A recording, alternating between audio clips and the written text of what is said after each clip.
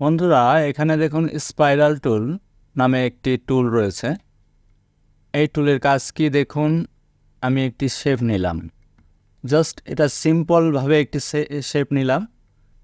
এখান থেকে যখন আমি একটি শেপ নেব এবং মাউস ছাড়ব না এবং আপ কি দিয়ে এটার শেপের ঘনত্ব বাড়ানো যায়, দেখুন ডাউন কি দেখুন এটার শেপের এগুলো অটোমেটিক কমে যাচ্ছে দেখুন।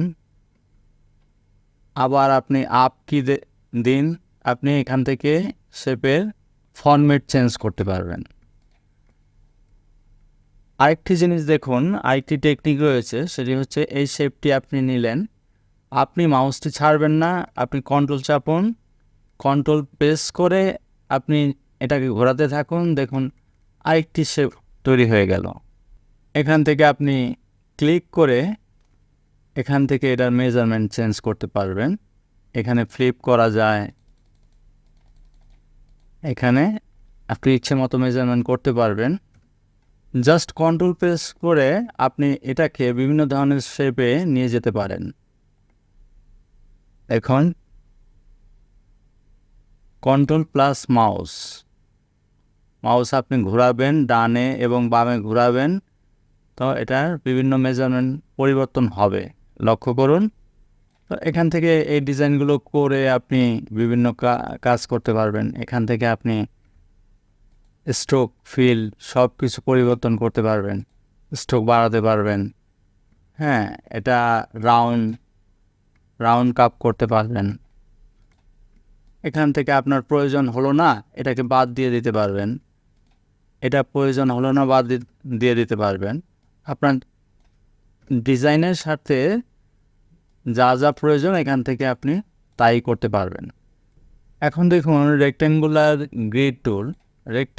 গ্রিড টুল আপনি এখানে মাউস প্রেস করে ড্র্যাগ করুন এবং একটি জিনিস লক্ষ্য করুন যে এখানে 6টি ঘর হয়েছে, তদ্রূপ কলাম 6টি হয়েছে, রো 6টি হয়েছে।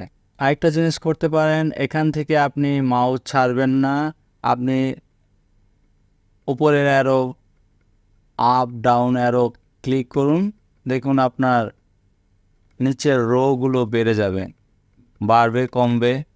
এবং ডানে বামে প্রেস করুন, দেখুন আপনার কলম পরিবর্তন হচ্ছে। এভাবে আপনি একটি গ্রিড লাইন তৈরি করলেন। এটাকে স্ট্রোক আপনি কমিয়ে নেন, স্ট্রোক 2 করেন। জাস্ট এটাকে আরেকটি জিনিস করতে পারেন ভিউয়ার্স, দেখুন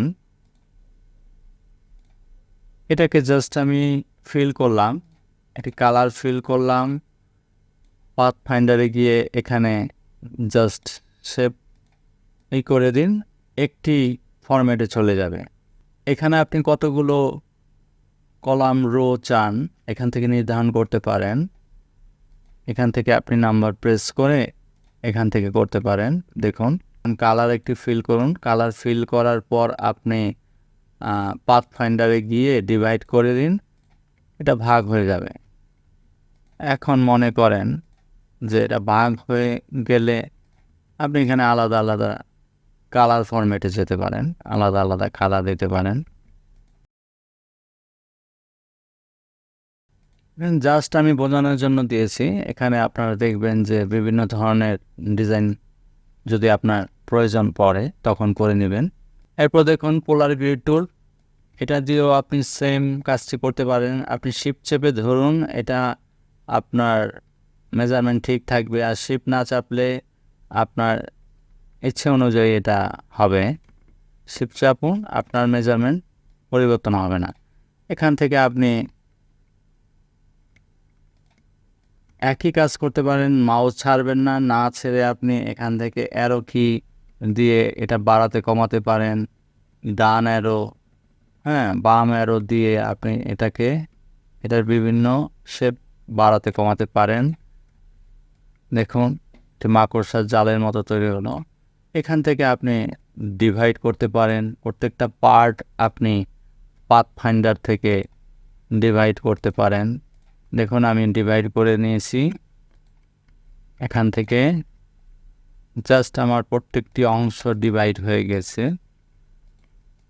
প্রত্যেকটি অংশ আমার ডিভাইড হয়ে গিয়েছে। আমি আনগ্রুপ করছি, দেখুন এই পার্টটি আমার আলাদা হয়ে গিয়েছে। আরেকটি পার্ট ধরুন, প্রত্যেকটা পার্ট আলাদা আলাদা হয়ে যাবে। আপনি যখন পাথফাইন্ডারে গিয়ে ডিভাইড করবেন তখন আপনি বিভিন্ন ডিজাইন করতে পারেন এখান থেকে।